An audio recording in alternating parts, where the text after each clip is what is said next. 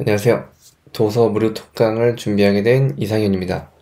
오늘 제가 준비한 책은 나를 단단하게 만드는 심리학이라는 책인데, 제가 이 책을 준비하게 된 이유는 제가 성인이 되고 이 나를 단단하게 만드는 심리학이라는 책을 읽었을 때 저의 어린 선수 시절에 겪었던 그런 모든 것들을 다 이해할 수 있게 됐어요. 그리고 제가 그 시절에 알지 못했던 거를 깨닫게 해준 그런 책이에요. 저는 이제 중학교 때부터 축구를 시작하게 됐었는데, 축구를 하면서, 그때는 육체적인 힘듦보다는 정신적인 고통을 많이 겪었어요.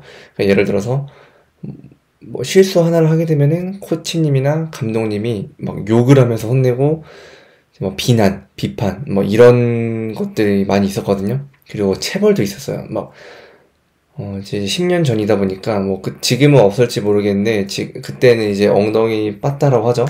이제 알루미늄 배트로 엉덩이를 맞고 막 그랬었는데, 그런 게 좀 많았다 보니까, 이제 두려움. 이 책이 제목에 보면은, 이제 두려움으로부터 벗어나는 방법. 이 피파 그레인지라는 사람은 스포츠 심리학 박사이면서, 이제 본인 스스로를 이제 문화 코치라고 말해요.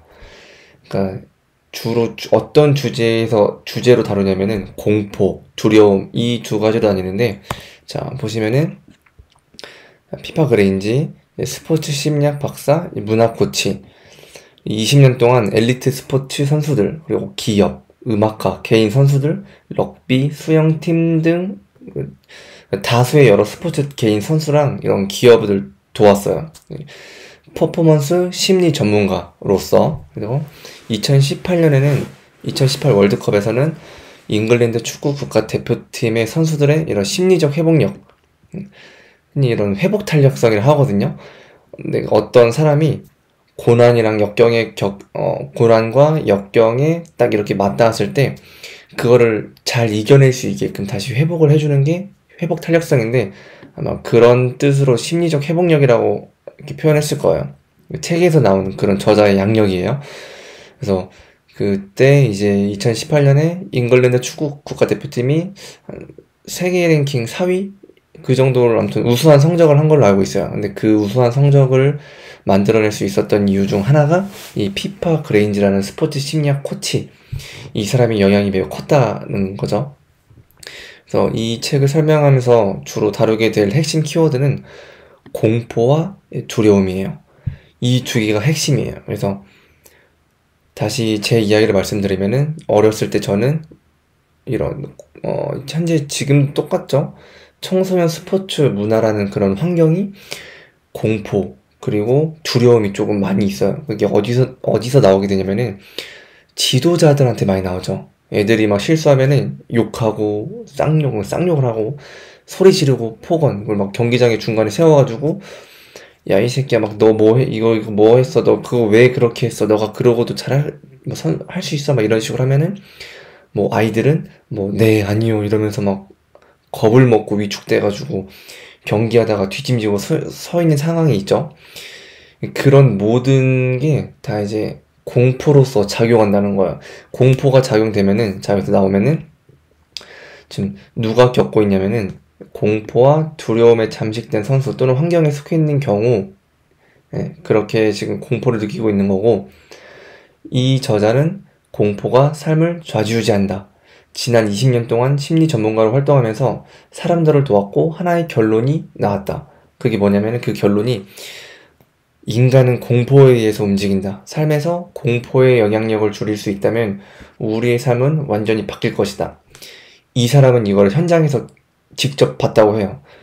그런 스포츠 선수들이랑 기업가들이 본인 이 내면에 내재되어 있는 공포를 극복했을 때 아주 놀라운 변화를 만들어놨다고 해요. 그래서 누구는 성공해도 성취감을 느끼지 못하고, 어떤 사람은 실패해도 성취감을 느끼고, 이게 뭔 소리냐면은, 누군가는 성공했을 때 오히려 기쁘지 못한 거예요. 오히려 성공 뒤에 이제 불안, 부담, 압박감, 그리고 누군가는 실패했지만 즐거움, 흥미, 성취를 느낀 거죠. 이런 모든 이유가 공포랑 두려움 때문에 그렇다. 그래서 이 사람의 결론이에요. 그리고 왜 이런 공포가 나오냐? 공포는 우리 머릿속에 존재하고 문화가 공포를 부추긴다. 자신의 신념, 인간관계에 속해 있는 환경이 머릿속에 공포를 자극하고 재활용한다. 개인적 경험에 의하면은 문화가 변할 때 가장 큰 차이가 난다. 문화가 바뀔 때 가장 큰 차이가 난다는 거야. 그러니까 환경이죠. 자신이 속해 있는 환경, 인간관계, 그리고 이런 것들이 다 이제 문화 속에 자리 잡혀 있는 거예요. 내가 속해 있는 문화나 환경이 바뀔 때 본인한테 생기는 공포나 두려움이 많이 바뀌고 그 사람도 많이 변할 수 있다는 거예요. 흔히 비판, 질투, 두려움, 완벽주의를 만들게 되는 거죠. 자기 비판. 나는 왜 이렇게 못하지? 저 선수에 비해서 좀 부족한 것 같아. 그리고 막 질투하는 거예요. 쟤는 좋아하고 왜 나를 싫어하지? 막 이런 질투. 두려움은 당연히 실수, 실패에 대한 두려움. 그런 게 많이 있겠죠. 뭐 눈치도 보고 내가 이번에 또 실수하면은 또 혼날 것 같은 두려움도 있고. 그리고 이제 완벽주의 같은 경우에는 이번엔 무조건 잘할 거야. 이번엔 꼭 성공할 거야. 이번엔 실패하면 안 돼. 이런 강박관념, 부담감. 굉장히 저도 심했어요. 이제 실수 하나를 하게 되면은 무조건 일단 비난받고 막 폭언하고 욕설하니까 거기서 두려움이 많이 나왔던 거예요. 그러니까 스스로 내가 원하는 플레이, 내가 보여주고 싶은 나의 실력을 보여줘야겠다. 이 생각이 아니라 혼나기 싫어서 열심히 해야겠다. 이렇게 되는 거죠. 이렇게 되면은 이 사람이 말하는 건 또 이런 식으로 나의 퍼포먼스를 발휘할 때 역량이 많이 떨어진다는 거예요. 이런 공포, 문화가, 이런 공포를 조성하는 문화가 선수의 퍼포먼스를 계속 하락시키고, 여기서 말한 것처럼 인간은 공포에 의해서 움직인다. 삶에서 공포의 영향력을 줄일 수 있다면 우리의 삶은 완전히 바뀔 것이다. 그래서 이거 계속 연관되어 있는 거예요. 자, 그리고 공포는 두 가지 유형이 있어요. 이제 하나는 막 면접이나 중요한 순간, 막 아드레날린이 솟구치면서 공황 상태에 빠져 숨이 콱 막히는 공포. 이걸 순간의 공포란 해요. 이 저자는 순간의 공포. 나오면은 면접, 연설, 자유투, 농구 그 자유투 알죠? 자유투 순간 내가 이거를 넣으면은 팀이 유리해지는 상황.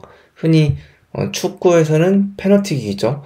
이제 페널티킥 할 때 꼭 마지막 선수가 많이 놓쳐요. 골을 못 넣고 실수가 많이 나오는데 이제 그게 순간의 공포를 통제하지 못할 확률이 커요. 그리고 야구는 투아웃 상황. 투아웃 상황에서 이제 내가 이번에 뭐 안타를 치게 되면은 역전해서 승리할 수 있고, 투수 같은 경우에는 내가 이거 공 하나 잘 던지면은 승리할 수 있고, 근데 여기서 순간의 공포를 통제하지 못하면은 이제 실수가 나오거나 많이 긴장하는 거죠. 그래서 이제 두 가지 유형 중 하나가 순간의 공포. 이런 면접, 연설, 자유투와 같은 상황. 근데 이 사람이 말하는 진짜 중요한 공포는 부족한 공포예요. 다른 사람을 실망시키거나 실패할까 두려워하고 사랑받지 못할까봐 의심하고 질투, 완벽주의, 타인과 거리두기, 혼자 고립되기, 스스로 과소평가하기 등의 행동으로 나타난다고 해요. 외로운 거예요. 혼자서 질투하고 난 무조건 해낼 거야. 완벽주의. 타인과 거리 두는 거. 경계하는 거예요. 같은 팀의 선수랑 마찰이 일어나고 친하게 못 지내고 적응을 못 하는 거예요. 거리두기. 그리고 혼자 고립돼요.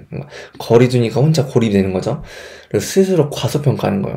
같은 노력, 훈련을 해도 나는 왜 이렇게 못하지? 나는 별로 못할 거야. 나는 저 선수처럼 저렇게 해내지 못할 거야. 이런 식으로 과소평가하는 거예요.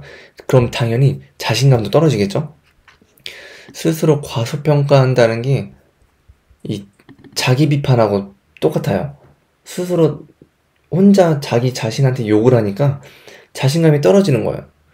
능력에 대한 그런 믿음이 없으니까, 본인의 능력에 대한 믿음, 무슨 노력을 했으면은 난 이 노력을 했으니까 충분히 잘 해낼 수 있을 거야 라는 그런 믿음이 있어야 되는데 그런 게 부족한 거예요. 과소평가하고. 자, 그래서 핵심, 공포를 장악하면은 분열되었던 조직이 끈끈하고 열정적이며 천하무적인 조직으로 바뀌는 것을 봤다. 성취감을 느끼지 못하고 쓰라린 삶을 살던 사람들이 자신의 삶을 완전히 바꾸고 엄청난 성과를 달성하는 것도 봤다. 직접 실제로 목격했다는 거예요. 지난 20년 동안 엘리트 스포츠 선수들, 기업, 음악가, 럭비, 수영팀 등을 다수 이렇게 도우면서 공포를 장악하면은 되게 그냥 흔히 말하죠. 개판 5분 전이라는 뜻이 있죠. 그런 조직들도 끈끈하고 열정적이며 천하무적으로 바뀌는 것을 봤다는 거야. 기업뿐만 아니라 스포츠 팀도. 그리고 성취감을 느끼지 못하고 쓰라린 삶을 살던 사람들, 그러니까 승리를 하거나 우승을 해도 성취감, 즐거움, 흥미를 못 느끼는 거야. 와, 다음 시합 때 내가 또 이거를 보여줘야 돼. 긴장되고 불안하고 그런 스트레스가 짓눌리는 거예요. 공포에 잠식된 거죠.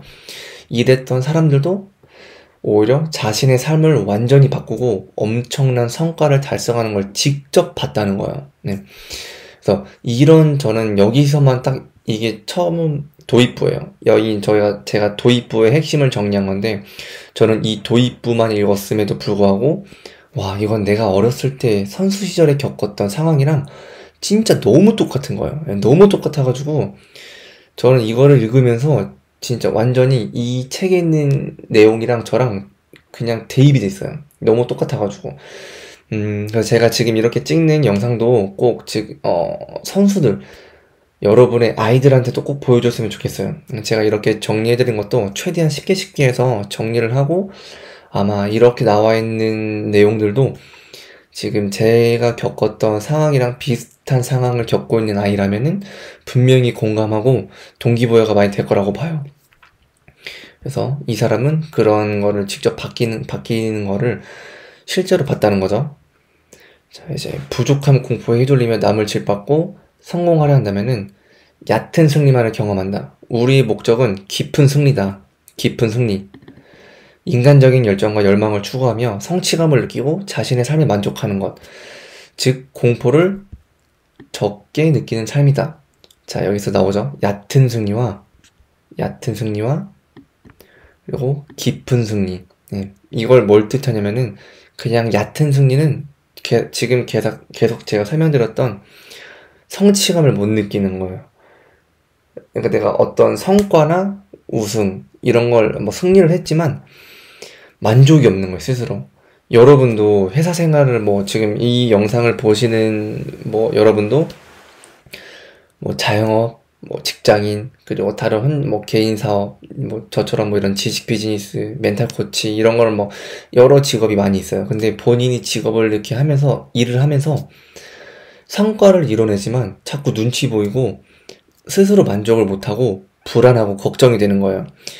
이런 게 지금 말하는 건 얕은 승리인 거예요. 근데 이 저자는 우리의 목적은 이런 얕은 승리가 아니라 깊은 승리라는 거예요.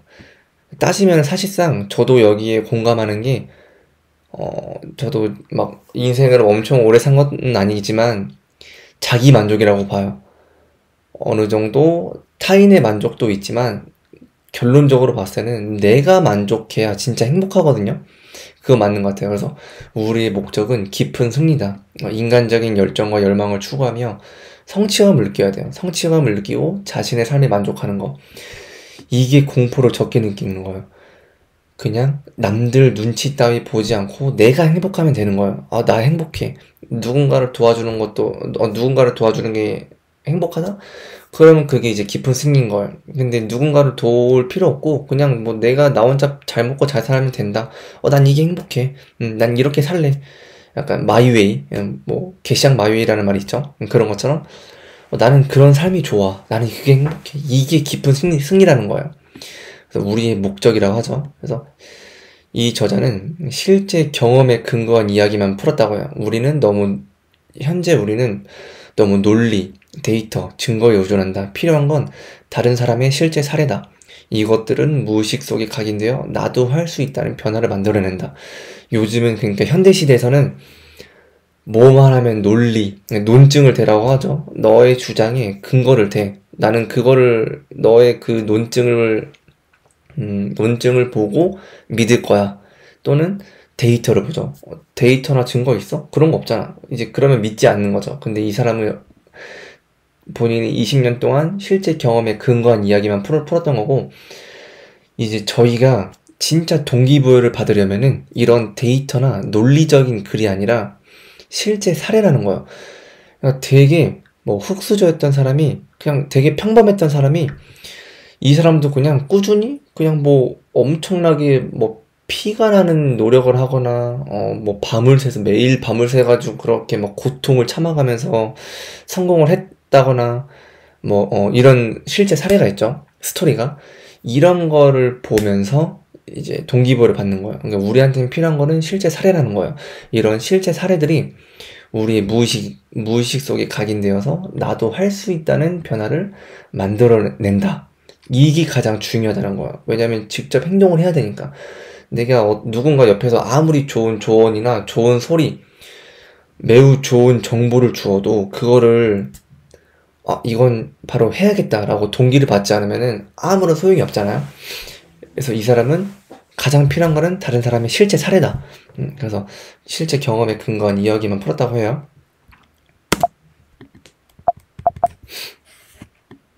잠시만요. 자, 여기서 1부인데 공포는 당신의 머릿속에만 있는 것이 아니다. 자, 1부에서 1장 사는 게 전쟁인가? 자, 설명드릴게요. 공포는 자신의 마음, 신념, 생각 속에 존재한다. 대부분 외부 요인으로 공포를 경험한다. 외부 요인은 문화부터 환경까지 다양하다. 저희는 그러니까 이게 공포를 경험하는데 외부 요인으로부터 공포를 많이 경험한다는 거예요. 그러니까 내 스스로 만드는 것도 있겠지만 거의 대부분은 문화부터 환경까지 되게 다양한 거예요. 그러니까 이전에 설명했던 그런 자기 비판, 얕은 승리, 그런 경험하는 게 다 이제 외부 요인이라는 거예요. 문화부터 환경까지 다양하고, 남자와 여자는 모두 사는 것을 일종의 투쟁으로 본다. 아주 어린 시절부터 삶을 투쟁으로 바라보는 사고방식이 뇌리에 깊게 박혀버려 성공하려면은 다른 사람을 짓밟아야 한다는 근거 없는 믿음은 우리의 정상적 사고가 되었다. 이게 무슨 뜻이냐면은 문화가 보내는 공격적인 언어, 그리고 여성은 더 이뻐야 되고 남성은 더 자신감 있게 해야 되고 상대를 죽여야 내가 산다는 믿음을 부여하는 거예요. 문화가 이런 것들을 무의식적으로 계속 보낸다는 거예요. 여자는 더 이뻐야 돼, 더 조신해야 돼, 남자는 더 자신감이 있어야 돼, 상대를 죽여야 너가 살아남을 수 있어. 이 군인 마인드라고 하죠. 군인들이 전쟁에 나가면은 이제 상대를 죽여야 내가 살잖아요. 이제 군인 마인드. 그러니까 이런 군인 마인드가 저희한테까지는 필요 없다는 거예요. 전쟁터 같은 그런 삶이 아니라 이런 투쟁 같은 삶.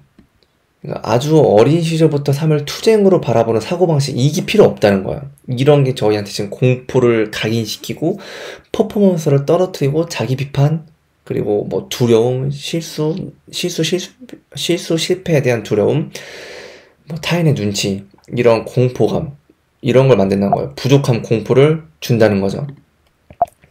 그래서 자, 2장 어떤 승리를 추구하는가. 이제 여기서는 축구선수 이야기가 나와요. 실제 이야기인데 축구선수 폴 이야기. 자, 여기서 보면은 이 폴이라는 사람은 어렸을 때부터 축구선수를 꿈꿨어요. 5살부터. 5살부터 이제 축구선수가 되고 싶다고 했는데 이제 그 꿈을 이루려고 진짜 축구선수를 시작한 거예요. 그리고 여기까지 건너뛰어도 되고, 여기서부터 보면은 폴에겐 재능이 있었다. 그의 재능은 점점 나아졌고 신체적으로 더욱 성숙해졌다. 골목에서 몇 시간 동안 축구공을 차고 숱한 우여곡절을 경험했고 최고의 동료들과 함께 영광스러운 승리와 충격적인 패배도 맛을 봤다. 나는 그 당시 경기를 뛰면서 어땠는지 폴에게 물었다. 그의 대답은 간단했다. 좋았죠. 폴에게, 이 선수에게 가장 좋았던 기억이 있었대요. 그게 가장 행복했던 순간은 일주일 동안 받았던 훈련이었대요. 이제 코치의 피드백을 받으며 훈련에 매진하고, 이제 그런 거를 자랑하고, 사람들을 감탄시키고, 이제 기교를 부려서 사람들을 웃기는 걸 좋아했대요. 그런 선수였어요. 그리고 유명한 구단에서 스카우트 제의가 들어오고, 이제 그게 너무 기쁜 거죠. 그리고, 자, 그래서, 유명한 구단에서 스카우트 제의가 오니까 너무 기쁜 거예요. 그래서, 자, 이렇게 되고, 이후 그는 29살에 은퇴하기 전까지 축구선수로 무려 15년 동안 활동했다. 애석하게도 이제 스카우트 된 그 순간이 축구 인생에서 느낀 행복의 정점이었대요. 그러니까 그 청소년기에 겪었던 일주일간 코치랑 같이 피드백 받으면서 훈련했던 그 시절, 그리고 너 스카우트 됐어. 유명한 구단에서. 이때 가장 행복한 거예요. 어렸을 때부터 5살 때부터 축구 선수를 하고 싶다는 그런 열망을 가지고 있었는데, 그 청소년기 일주일이 가장 행복했다는 거예요. 전형적인 얕은 승리를 경험한 거죠. 지금 여러분의 자녀 또는 지금 이거를 보고 있는 선수들도 이런 상황이 많을 거라 봐요. 저 또한 그랬어요. 저는 폴의 이야기를 보고 많이 공감했어요. 저도 이런 경험을 겪고 있었으니까, 그 시절에. 근데 몰랐던 거죠. 자, 그리고 폴은 비교적 늦은 나이인 20살에 성인팀에 들어갔다. 그리고 바로 그 순간 자신의 축구 인생에서 내리막길이 시작됐음을 알아차렸다. 자, 벌써 슬프죠. 성인 선수들과 함께 뛴다는 것이 쉽지 않을 거라 생각했죠. 하지만 생각보다 더 힘들었어요. 육체적으로 힘들었다는 게 아니라 이미 모든 것을 축구에 쏟아볼 준비가 되어 있었거든요. 하지만 그것은 더 내용했어요. 더 이상 놀이가 아니었대요. 이제 축구 경기는 이제 더는 즐거운 놀이가 아니었어요. 모든 것이 진지해지고 심각해졌죠. 모든 사람들은 경기와 훈련에만 집중하라고 했고, 본인이 얻은 기회를 얻기 위해 죽어라 노력하는 선수가 한 트럭이라고 했죠. 그리고 이런 기회가 주어진 것에 감사해야 한다고 했어요. 물론 감사했지만 다소 실망도 했어요. 아무 말도 할 수 없었어요. 모두가 꿈이 실현됐다고 하는데 어떻게 제가 감히 죽을 맛이라고 하겠어요. 그러니까 이걸 처음 보신 분들은 이해가 잘 안 되겠지만 설명해 드릴게요. 이 폴은 경기 들어갔는데 더 냉혹했다는 거예요. 흥분과 기쁨이 점점 사라지고, 이 축구 경기, 그러니까 이 축구 경기는 이 폴한테 이제 더 이상 즐거운 놀이가 아닌 거예요. 이전 청소년 시절에는 되게 즐겁고 행복했었는데, 축구를 하면서. 근데 지금 축구하면서 경기와 훈련에만, 이 성과만 바라보고 있는 거죠. 이게 누구 때문에? 지도자들 때문에. 그러니까 지도자들이, 너네들이 지금 얻은 그 자리를 위해서 죽어라 노력하는 선수가 한 트럭이야. 이거 되게 많죠. 야, 너 그것도 못하는데 어떻게 선수가 되려고 하냐. 뭐 초등학생, 중학생한테 막 많이 감독님들이 그러죠. 모든 감독이나 지도자들이 그러잖아요. 야, 너가 지금 이렇게 하고 있는데 뭐 현재 상황이 안 좋아서 못하는 애들도 많아. 근데 너가 지금 이렇게 할 거야? 뭐 이런 식으로 계속 뭐라고 하죠. 그리고 이런 기회가 주어진 것에 감사해야 한다 하고, 넌 정말 행복한 거야. 이런 식으로 가스라이팅을 해요. 넌 정말 좋은 거야. 너 나 아니었으면 너 여기까지 못 왔어. 이런 식으로 가스라이팅을 하는 거야. 이런 것 때문에 지금 죽을 맛이라 하는 거야. 내가 좋아하는 행복한 축구를 하기 위해서 왔는데 즐겁지가 않은 거예요. 저는 몇 번이나 부상을 당했어요. 대부분 그렇게 심각한 부상은 아니었지만 둔부 부상으로 거의 한 시즌을 쉬어야 했던 해가 있었죠. 다른 선수들과 떨어져 주로 자전거를 타거나 수영을 하면서 회복에 매진했어요. 재활훈련은 자, 여기 건너뛰고, 자, 여기서 또 나왔죠. 원래 코치가 말이 많은 사람이 아니었는데 이 사람한테 너무 뭐라 한 거예요. 그러니까 재활하는 몇 달 동안 이 코치 때문에 너무 화가 난 거예요. 스트레스 받고. 이 사람이 폴한테, 코치가 폴이라는 선수한테 네 자리를 노리는 재능이고 새파랗게 어린 놈들이 널리고 널렸어. 걔들이 너보다 훨씬 더 잘해였죠. 엄청 많다는 거야. 그러니까 너가 지금 재활하고 너가 경기 못 뛰고 실력을 쌓지 못하는 시간에 포리라는 선수의 자리를 노리는 재능 있는 선수들이 되게 넘쳤다는 거야. 그러니까 이거 압박감 주는 거예요. 너 빨리 복귀하든 말든 너가 알아서 뭐라도 해야 된다. 보여줘야 된다. 너가 그렇게 있을 시간이 아니다. 이런 거예요. 그러니까 부상 재활하고 있는데 동료들은 막 그냥 뭐 농담으로 넘겨라. 막 이런 식으로 말하기도 했는데 폴도 그런 걸 알고 있었죠. 그냥 가볍게 넘겨야 될 거라는 걸 알고 있었는데 그러지 못했어요, 사실. 예, 결국 그 불안이 저를 잡아먹기 시작했죠. 예, 둔부 부상 이후 출전한 복귀전에서 경기를 망칠까봐 너무 불안했어요. 그날 이후로 저는 제 자신을 증명해 보이기 위해 정말 많이 노력했어요. 자, 결국 둔부가 엉덩이에요. 엉덩이가 아픈데 죽을 만큼 아픈데 경기를 뛴 거예요. 계속 압박을 주니까. 그리고 이제 경기 도중에 둔부에서 딱 하는 소리가 났대요. 그리고 고통 때문에 경기장에서 쓰러지고 통증이 너무 심해서 이제 경기 들것에 실려서 경기장을 나가는데 이제 코치가 여기서 약해 빠진 놈, 이런 비슷한 소리를 하는 걸 들어서 여기서 이제 당혹스럽기도 하고 속상하고 화가 났어요. 이렇게 말을 해요, 폴이. 이제 폴은 여기서 절대로 약하지 않다는 것을 코치에게 보여주겠다고 결심했죠. 수술이 필요하지만 급하지 않다고 했어요. 그래서 남은 시즌 동안 불쾌한 주사를 맞으며 경기를 뛰었어요. 자, 이렇게 폴의 이야기가 계속 지속되고, 자, 이를 악물고 통증을 참았죠. 고슴도치나 다름이 없었대요. 폴은 지금 엄청 예민해진 거예요.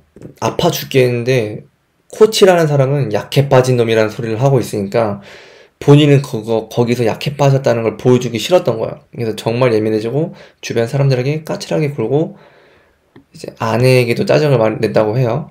동료 선수들과 거리를 두고 아까 제가 처음에 설명드렸던 이제 부족함 공포, 그러니까 타인과 거리 두고 혼자 고립되고 이런 공포에 이제 부족함 공포에 휩싸인 거죠. 예, 동료들과 거리를 두고 그야말로 감정 없는 차가운 로봇이었어요.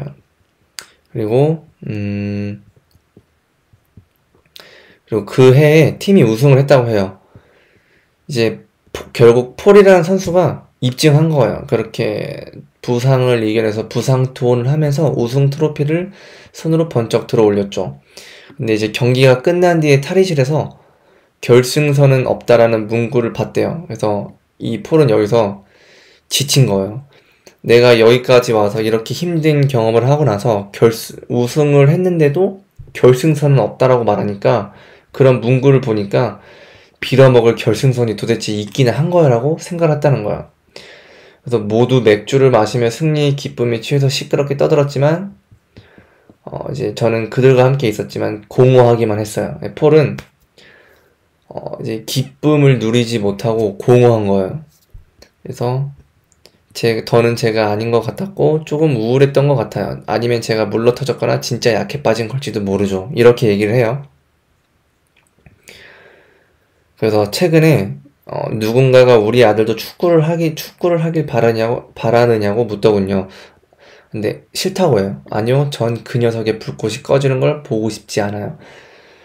5살 때부터 축구가 좋아서 이제 결국 축구를 하고 청소년 그 일주일 동안 가장 행복했던 시기, 유명한 구단에서 스카우트 제의를 받고 이제 성인팀에 들어갔는데 성인팀에 들어가서 본인이 청소년 시절에 겪었던 즐거움, 흥미, 경기에 대한 즐거움 이런 게 완전히 사라지고 이런 코치나 그러니까 지도자들이 계속 무언의 압박을 준 거죠. 유망주들, 너네들이 지금 여기에 온 것만 해도 감사해야 된다. 너희들 자리를 노리는 유망주가 한 트럭이다. 그리고 뭐 너는 약해 빠졌다. 에휴, 쯧쯧 이러면서 계속 비난을 한 거죠. 네, 그런 환경에서 축구를 하니까 이제 진절머리가 난 거예요. 더 이상 축구는 정말 재미없고 아니다. 그래서 결국 자신의 아들도 축구를 하기를 바라느냐고 물었을 때 싫다고 한 거죠. 그래서 폴의 사연은 얕은 승리의 전형을 보여준다. 그가 축구를 하면서 느꼈던 기쁨, 심지어 삶에서 느꼈던 기쁨이 공포를 조장하는 구단의 문화에 의해서 차갑게 식어버렸다. 그래서 폴의 사례는 얕은 승리의 본보기고 남보다 더 잘하고 싶다는 심리가 또 두 가지 측면이 있다고 해요. 그러니까 폴의 사례가 얕은 승리의 본보기지만 폴이 코치의 그런 말을 듣고 더 잘하고 싶은 마음이 있는데 그런 심리에는 두 가지 측면이 있다는 거예요. 그리고 공포를 만드는 거죠. 이런 더 잘하고 싶다는 심리가 결국 공포를 만든 거예요. 그런 공포 때문에 성취감을 못 느끼고 흥미를 잃게 된 거죠. 이제 그 이유가 항상 문화에서는 더 많은 것을 원하는 거예요. 그러니까 그런 게 있죠. 의식적이든 무의식적이든 우리는 외적인 성취를 기준으로 자신과 타인의 등급을 매긴다. 내가 누구인가 보다 내가 무엇을 가졌는가를 더 중요하게 생각하는 사고방식이다. 남들과 비교하며 등급을 매기면 절대 삶에 만족할 수 없다. 부족함 공포죠. 그러니까 우리는 의식적으로 무의식적으로 저 사람보다 내가 잘난 게 뭐 있지? 저 사람이 뭐 예를 들어서 뭐 전자기기 하나를 가지고 있어요. 뭐 돈을 10만원을 가지고 있어요. 자산이 뭐 수백만 원이 됐어요. 그럼 나는 저 사람이 가진 것보다 뭘 더 가지고 있지? 이거를 계속 비교하는 거예요. 등급을 매기는 거예요. 선수들도 마찬가지죠. 쟤는 저거를 잘하는데 나는 뭘 잘할 수 있지? 이런 걸. 자신과 타인의 등급을 매긴다. 자신뿐만 아니라 타인에게도 등급을 매기는 거죠. 내가 누구인가 보다 내가 무엇을 가졌는가를 더 중요하게 생각하는 사고방식. 예를 들어서 지금 제가 여러분한테 여러분은 저한테 뭐라고 설명할 수 있어요? 라고 질문했을 때 거기에 대해서 명쾌하게 답변할 줄 알아야 돼요. 나라는 사람이 상대방에게 누구인가를 이렇게 한 번에 이해하기 쉽게 설명할 수 있어야 되는데 그거를 못하는 거예요. 그래서 내가 누구인가 보다 무엇을 가졌는가를 더 중요하게 생각하는 사고방식, 이게 너무 지금 깊게 박혀있기 때문에. 근데 이런 사고방식이 절대 삶에 만족할 수 없다는 거예요. 왜냐면 남들이랑 계속 비교했을 때 흔히 SNS, 인스타, 유튜버 같은 데 보면은 되게 사람들이 돈 많고 행복해 보이고 편안한 삶을 보여주잖아요. 그런 걸 보면서 자꾸 비교하는 거예요. 현재 나의 삶은 그들처럼 편안하지도 않고 돈도 많지 않고 행복하지도 않고 실력이 좋지도 않으니까 그 사람들이랑 자꾸 비교하게 되는 거예요. 나는 이렇게 부족한데 나는 저 사람은 저렇게 잘났는데 왜 나는 이렇게밖에 안 되지? 자꾸 이게 등급을 매기는 거예요. 그러니까 이게 부족함 공포라는 거예요. 문화와 환경이 의식적으로 무의식적으로 계속 본인 스스로가 비교할 수밖에 없게끔 무의식적으로 보내는 거예요. 문화와 환경이. 그리고 대체로 아이들은 진정한 성취감을 안겨줄 폭넓은 가치보다 학업 성적으로 평가를 받는다. 배려, 창의성, 아이디어 등이 아닌 초점은 무조건 그냥 시험 성적인 거예요. 아이들이 누군가를 배려하고 창의성을 이렇게 좀 사용하면서 이런 아이디어들을 만들고 성장하고 이런 과정을 즐겨야 되는데 무조건 시험은 성적에 따라 등급을 매긴다는 거예요. 그러니까 더 넓은 관점을 이렇게 보여주는 게 아니라 더 많은 우선순위의 가치들을 이렇게 알려주는 게 아니라 무조건 그 사람을 성적에 맞추는 거예요. 성적이 만약에 90점이면은 너는 90점이니까 좀 잘난 사람, 너는 60점이니까 조금 등급이 낮은 사람 이렇게 분류하는 거예요. 이런 진정한 성취감을 안겨주는 게 아니라 이거를 지금 운동선수한테 대입하면은 너희들이 승리를 못하면은 아무것도 아니야. 너네들은 패배자야. 이런 성적으로 초점을 맞추는 거예요. 운동부 이런 단체들도 그런 문화가. 그래서 그 두 가지 사례 중에 첫 번째는 항상 더 많은 것을 원하게 만든다. 더 많은 것을 원한다. 그리고 이제 두 번째, 그녀가 이기면 난 패배자가 돼. 그러니까 누군가 승리하면은 본인은 저절로 패배자가 된다는 거예요. 이게 왜 그런 거냐면은 성공은 희소하고 제한적이란 믿음이 누군가보다 더 잘하고 싶고 이를 악물게 만들며 경쟁을 부추긴다. 그러니까 성공을 하기 위해서는 굉장히 어렵고 힘들고 희소하다. 쉽지 않다. 야, 진짜 어려워. 성공하는 건 아무나 하는 거 아니야. 너는 절대 못해. 누가 성공하면은 너는 그 기회를 뺏긴 거야. 그녀가 이기면은 나는 패배자가 돼. 저 사람이 이기면은 너는 패배자가 돼. 이거예요. 그러니까 이렇게 자꾸 되니까 실력 좋은 선수들을 보고 그 사람의 좋은 점을 보고 배우는 게 아니라 경계 대상 1순위예요. 그리고 결국 마찰을 일으키고 결핍이 발생한다는 거예요. 누군가 좋은 선수가 왔을 때, 야, 쟤 너무 나보다 훨씬 잘하네. 와, 쟤한테 조금 배워야겠다. 조금 친해지고, 쟤한테 배워가지고, 나도 실력을 좀 더 끌어올려서, 주전 선수로 뛰거나, 좀 더 어디 좋은 팀한테 스카우트 제의를 받을 수 있게 배워야겠다.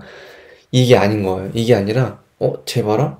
쟤가 성공하면 내가 성공 못하는데? 어떻게든 내리 깎으려 하고 부상당했으면 좋겠고 제가 실수하기만을 바라는 거예요. 팀 종류가 마찰을 일으키죠. 결국 이런 게 마찰을 일으키고 결핍을 발생시키는데 여기서 말하는 결핍은 인간의 결핍은 심리작용이다. 옆에 있는 사람보다 더 나은 사람이 되고 싶은 자아의 욕구이고 충분히 갖지 못하거나 충분히 괜찮은 존재가 되지 못할까봐 불안해하는 공포다. 그러니까 이게 한마디로 누군가 성공한다면 나에게 기회는 없을 거야. 절대 배려하지 않을 거야. 기회를 뺏기면 어떡하지? 이게 결핍인 거예요. 그러니까 지금 이런 것들이 결핍을 발생시키고 인간의 결핍은 결국 심리작용인 거예요. 욕구인 거예요. 옆에 있는 사람보다 나은 사람이 되고 싶은 자아의 욕구인 거죠. 충분히 갖지 못하거나 충분히 괜찮은 존재가 되지 못할까봐 불안해하는 공포인 거고 저희 설명한 것처럼 누군가 성공하면 기회는 없을 거야. 그래서 절대 배려 안 해. 배려 같은 거 없을 거야. 존중도 안 하는 거죠. 네. 그래서 이런 게 더욱더 공포를 조성하는 문화가 생기는 거예요. 애초에 시작 지점이 있으니까 그 공포를 조성하는 그 주요 인물이 그런 관습을 만들고 계속 스포츠 문화에서 이어지는 거예요. 저는 이제 운동선수를 포기한 지 10년이라는 세월이 넘었는데도 이런 게 아직 있는 거예요. 그러니까 이런 좋지 않은 관습들이 계속 이어지는 거죠. 결핍이 발생하고. 자, 그래 넘어가서 자, 이제 3장이에요. 성공에 관해 어떤 믿음을 갖고 있는가. 그러니까 이거는 성공하려면은 여러분이 지금 성공하기 위해서는 어떤 믿음을 갖고 있는지 물어보는 거예요. 예를 들어서 성공하려면은 뭐 잠을 줄여야 돼. 성공하려면은 노력해야 돼. 성공하려면은 재능이 있어야 돼. 막 이런 것들을 말한 거예요. 어떤 믿음을 갖고 있느냐. 그래서 여기서는 이제 문화가 주입한 승리에 관한 대부분의 믿음이 공포를 만든다는 거예요. 그러니까 스포츠 문화가 주입한 믿음이 공포를 만든다는 거죠. 스포츠 문화란 여기서 또 이런 지도자, 뭐 부모님이 될 수 있어요. 주변인도 될 수 있고 문화가 주입한 승리에 관한 대부분의 믿음. 그 중에 첫 번째, 문화가 주입한 세뇌시킨 그 첫 번째 믿음이 패배하면 패배자가 된다. 패배의 크기는 중요하지 않다. 중요한 건 패배와 실패를 들춰내 다시 평가하고 앞으로 나아가는 것이다. 이렇게 하면 실패가 삶에서 귀중한 경험이 된다. 알려주는 거예요. 이 사람이 지금 어떤 게 옳고 그른지. 좋은 코치는 바로 여기에서 내가 망친 거야 라고 말하지 않는다. 여기 뭐가 보여? 왜 실수가 나온 걸까? 다음 경기에서 마주하면 어떻게 하면 좋을까? 라고 말한다. 실수와 실패를 비난이 아닌 성장의 발판으로 알려주는 거예요. 그러니까 만약에 패배했을 때 시합에서 지거나 훈련에서 조금 경쟁에서 졌을 때 그거를 가지고 너는 패배자야. 너는 실수했으니까 쟤한테 진 거야. 이렇게 정체성을 주입하는 게 아니에요. 정체성을 주입하는 게 아니고 뭐가 중요하냐면은 패배의 크기는 중요하지 않다는 걸 알려줘야 되고 가장 중요한 거는 패배와 실패를 들춰내서 다시 평가하고 앞으로 나아갈 수 있게끔 만들어주는 게 더 중요하다는 거예요. 패배하면 패배자가 되는 게 아니라 이렇게 하면 실패를 성장의 발판으로 삶아서 올라갈 수 있는 거죠. 실수와 실패를 자꾸 비난하잖아요. 코치랑 지도자들은 실수와 실패를 비난하니까 그거를 또 주변의 선수, 동료, 선배들이, 후배들이 보고 배워요. 그리고 자기 동료들한테 시합 중에 실수하면은 욕해요. 서로. 예. 서로 마찰을 일으키는 거죠. 저도 많았어요. 막 실수 조금 하면 야, 너 패스 똑바로 줘. 야, 그걸 슈팅을 그렇게 때리냐? 이런 식으로 비난하는 거예요. 이게 결국 이런 지도자들한테 많이 나왔다는 거예요. 이런 스포츠 문화가 주입한 승리에 관한 대부분의 믿음. 자, 다시 설명하면은 그런 공포를 조성하는 스포츠 문화가 만드는 거죠. 이렇게 선수들에게 패배하면 패배자가 된다는 사고방식을 계속 씌우는 거예요. 자, 이게 공포를 조장한다는 거예요, 지금. 자, 그리고 시도와 실패를 직접 경험하는 것은 미래에 경험할 문제를 미리 해결하고 장애를 극복하는 열쇠다. 누구도 이런 것을 가르쳐주지 않는다. 우리는 실패하면 자신의 가치가 줄어든다고 생각한다. 자, 되게 중요해요. 지금 이거 집중해야 돼요. 자신의 가치를 잃는다는 공포로 인해 도전한 용기를 빼앗기는 거야, 지금. 그러니까 시도와 실패를 직접 경험하는 것은 미래에 우리가 경험할 거를 미리 해결하는 거예요. 네.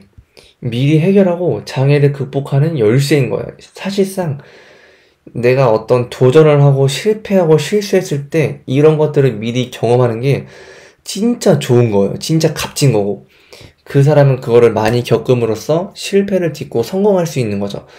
실패가 많을수록 성공할 수 있는 기회가, 성공 확률이 더 많이 올라가는 건데, 근데 누구도 이런 것을 가르쳐 주지 않는다고요. 근데 조금 그럴 수 있지만 부모님들도 이런 걸 가르쳐 주지 않아요. 지도자뿐만 아니라 가족, 지인분들도 이런 걸 알려주지 않아요. 저도 선수 시절 때 이런 걸 누구한테 배워본 적이 한 번도 없어요. 알려주려고 하지도 않고, 인터넷도 뭐 그 시절에 인터넷을 많이 하진 않았지만 이런 거를 알려주려고 했던 사람도 없죠. 그래서 우리는 실패하면 자신의 가치가 줄어든다고 생각한다. 우리는 실패하면은 내 이런 모습이 별로 안 좋다고 생각하게 되는 거야. 나의 이런 가치가 떨어진다고 생각한다는 거예요. 그러니까 실패하면 나의 가치가 떨어지니까 도전을 하지 말아야겠다. 두려움이 생기는 거죠. 자신의 가치를 잃는다는 공포로 인해 도전할 수 있는 용기를 빼앗긴다. 누구도 이런 걸 알려주지 않으니까 계속 맴도는 거예요. 이게 슬럼프 오고 정체기 오고 실력의 변화가 없는 사람이 공포에 계속 쌓이니까 용기를 빼앗기니까 할 수가 없는 가상 거예요. 개인 비서죠. 잠시만요. 오케이. 자, 두 번째. 문화가 주입한 세뇌. 두 번째. 공포는 최고의 동기부여다. 이거 진짜 핵심이에요. 이거 진짜 핵심이고, 자, 공포는 위기 상황에서 가장 강력한 동기부여다. 자, 에런 레슬턴이란 사람은 좁은 절벽에 끼어 5일 동안 버텼지만 결국 팔뚝뼈 2개를 부러뜨리고 작은 주머니 칼로 팔을 잘라서 살아남았다. 공포가 생존을 위한 동기부여의 수단이 된 거예요. 이거는 오히려 적절한 예시인 거예요. 그러니까 이 에런 레슬턴이라는 사람이 이렇게 뭐 암벽 등반이나 등산 같은 거 하다가 좁은 절벽에 이렇게 추락했어요. 추락했는데 거기서 좁은 절벽에 끼어서 5일 동안 버텼는데 결국 아무도 없고 이제 죽을 거란 걸 직감한 거죠. 와, 이대로면은 나는 죽겠다. 예. 좁은 절벽에 끼어서 5일 동안 버티니까 살아남아야겠다고 싶은 거죠. 이제 공포감을 느낀 거예요. 와, 살아야겠다. 이대로 가면 진짜 죽겠다. 공포를 느끼니까 자신의 팔뼈 2개를 부러뜨린 거예요. 팔뼈를 2개를 부러뜨리고 스스로 잘라냈어요. 부러뜨리고 자른 거예요, 팔을. 그리고 살아남았어요. 이게 공포가 생존을 위한 동기부여 수단이 된 건데, 자, 이거랑 자, 권한을 사용하는 사람 중 다른 이들보다 더 무서운 사람들이 있다. 지도자나 감독들이 그렇죠. 그래서 사람들은 그들이 원하는 일을 하거나 눈에 띄지 않게 행동한다. 뜻을 거스르지 않기 위해서. 자, 현재 청소년 스포츠 문화의 지도자들의 모습이죠.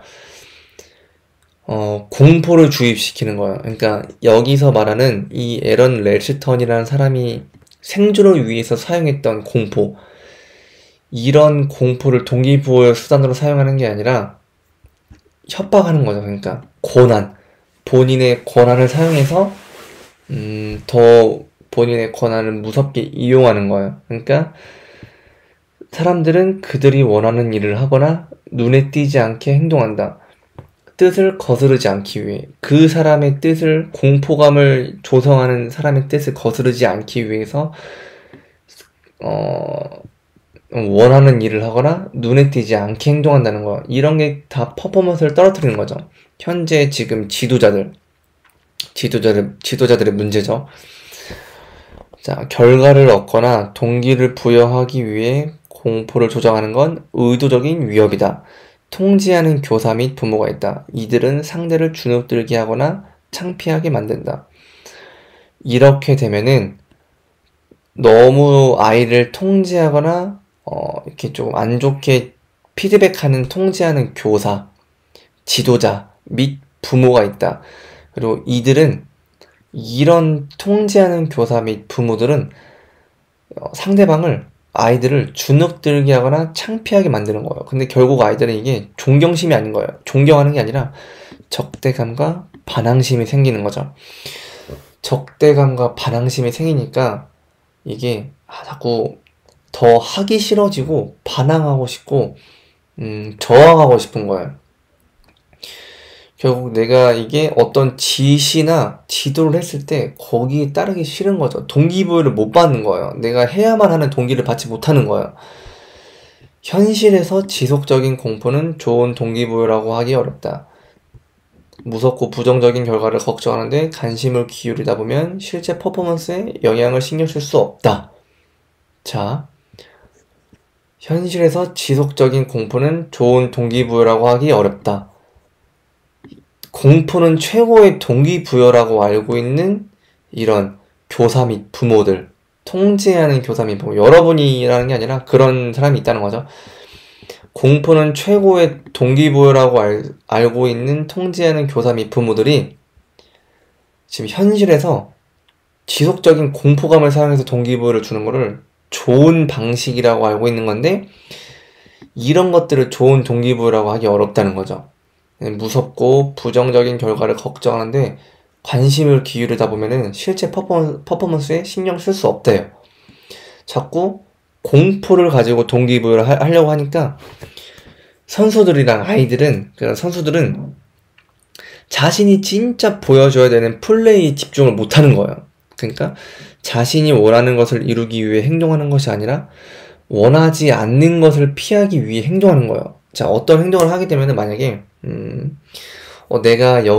내가 지금 저 선수한테 패스를 하면은 분명히 좋은 기회가 날 것 같아. 좋아. 본인의 실력을 이렇게 믿고 본인의 플레이 상상을 하면서 즐거움을 가지면서 이렇게 경기를 하는 거예요. 저기다 하면 어떨까? 여기 이렇게 패스를 하니까 좋은 결과가 나오네. 난 이렇게 드리블을 하고 싶어. 나는 크로스를 올리고 싶어. 이게 아니라, 여기서 크로스를 올려야 혼나지 않을 것 같은데, 여기서 패스를 해야 그나마 칭찬을 받을 것 같은데, 내가 지금 여기서 드리블을 하는 게 잘하는 걸까? 혼나진 않을까? 이런 식으로 원하지 않는 것을 피하기 위해서 행동하는 거예요. 그래서 현실에서 지속적인 공포를 사용할 경우에 선수들은 또는 아이들은 자신이 원하는 것을 행동하는 게 아니라, 원하는 것을 이루기 위해서 행동하는 게 아니라 원하지 않는 것을 피하기 위해 행동하는 거죠. 그러니까 결국 퍼포먼스가 나올 수가 없는 거죠. 공포에 잠식되니까. 공포는 아주 게으른 동기부여 방식이다. 공포가 동기부여 수단으로 활용되면은 재활용되고 확산된다. 공포에 기반을 둔 환경은 열정과 흥미, 상상력을 발휘하지 못할 가능성이 크다. 운동부의 폐악습이 사라지지 않는 이유인 거고, 선수들의 잠재력과 재능이 발휘되기 어려운 거예요. 특히 우리나라 스포츠 문화가. 공포를 계속 사용하니까 이 폐악습이 사라지지 않는 거예요. 아까 말씀드렸잖아요. 그래서 지도자들이 공포를 한번 사용하니까 그거를 선배가 배우고, 선배가 그거를 배우고 후배들이 배우는 거예요. 그 후배들은 또 선배가 되어가지고 본인 그런 신입생 들어오는 이제 밑에 애들한테 또 동기부여를 공포로 사용하는 거예요. 이렇게 막 얼차려 주고 비난하고 욕하고 협박하면서 일부러 무섭게 하면서 그 동기부여를 주는 거예요. 공포는 최고의 동기부여라 생각하면서 폐악습이 사라지지 않는 거죠. 네. 자, 이게 재활용되고 확산된다고 하죠. 계속 재활용되고 점점 퍼지는 거예요. 공포에 기반을 둔 환경은 열정과 흥미, 상상력을 발휘하지 못할 가능성이 크다. 운동을 그만두고 싶은 선수들의 이유가 이걸 확률이 어느 정도 있어요. 본인의 적성이 맞지 않는 걸 수도 있는데, 열정과 흥미를 잃었다? 이거는 저는 거의 80%가 공포감 때문에 그래요. 80%는 이제 열정과 흥미 이거를 잃어서 운동을 그만두려고 하는 거는 공포감에 이미 시달려서 지친 거예요. 그리고 상상력을 발휘하지 못할 가능성이 크다. 여기서 상상력이라고 하지만 이제 창의적인 플레이 하는 선수들 있죠. 와, 저기서 저런 드리블을 하다니.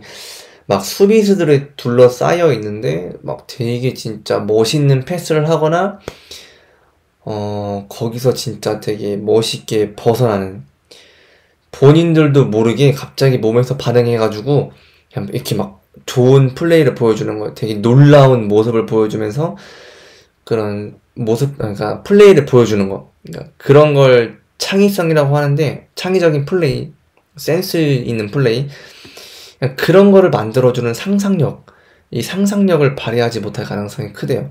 그러니까 당연히 우리나라 선수들이, 재능 있는 선수들이 일찍 그만두고 그 재능을 살리지 못하고 잠재력과 재능이 발휘되기 어려운 게 자꾸 이런 공포를 사용한 동기부여 방식 때문에 그래요. 폐악습도 그렇고. 자, 그래서 이 3장이 굉장히 중요한 게, 어쨌든 다시 정리하면은 성공에 관해 어떤 믿음을 갖고 있는가. 그러니까 여러분들은 성공하기 위해서 필요한 조건이 무엇이라 생각하는 건지 물어보는 거예요. 근데 이때 우리가 성공에 관한 믿음을 갖고 있는 게 있죠. 근데 그런 믿음이 대부분 문화가 주입한 거예요. 이 문화가 주입한 거고, 그 주입한 것들 때문에 공포가 생긴다는 거예요. 넌 패배하면 패배자가 되는 거야. 아, 공포는 최고의 동기부여야. 나는 너희들한테 일부러 화내고 때리고 비난하면서 일부러 더 혼내면서 너희들이 잘하기 위해서 그런 거야. 난 너희들이 잘 됐으면 좋은 마음에서 그런 마음에서 너희들을 혼내고 더 때리고 욕하는 거야. 이건 진짜 개소리죠. 네, 이건 진짜 개소리고 지금도 아직도 그래요. 특히 초등학교에서도 굉장히 심하죠. 이런 것들. 이 지도자들이 그만큼 무식한 거예요. 솔직히 말하면은 지도자들인데 아이들을 지도하는 방식을 모르는 거예요. 저는 결국 이거를 성인이 되어서 많이 깨닫게 됐고, 그래서 그런 이유 때문에 여러분들에게 이런 식으로 도서 무료 특강을 하는 거긴 한데, 진짜 답답하죠. 부모님들도 아마 경기를 관람하면서 이런 지금 제가 설명드린 이런 것들을 많이 지금 글을 제가 설명드린 걸 보면서 아, 그래서 그랬구나 라는 걸 많이 알게 되실 거예요. 자, 넘어가서 이제 4장. 공포로 가득한 환경에서 사는가? 공포가 환경에 스며들수록 그 환경에 노출된 사람은 삶에 부정적으로 반응하게 된다. 무엇 때문에 무섭고 불안한지 스스로 알지 못한다. 이제 공포가, 지금 이런 식의 공포가 계속 환경에 스며들수록 그 환경에 노출된 사람은 삶의 매사에 부정적으로 반응하게 되는 거예요.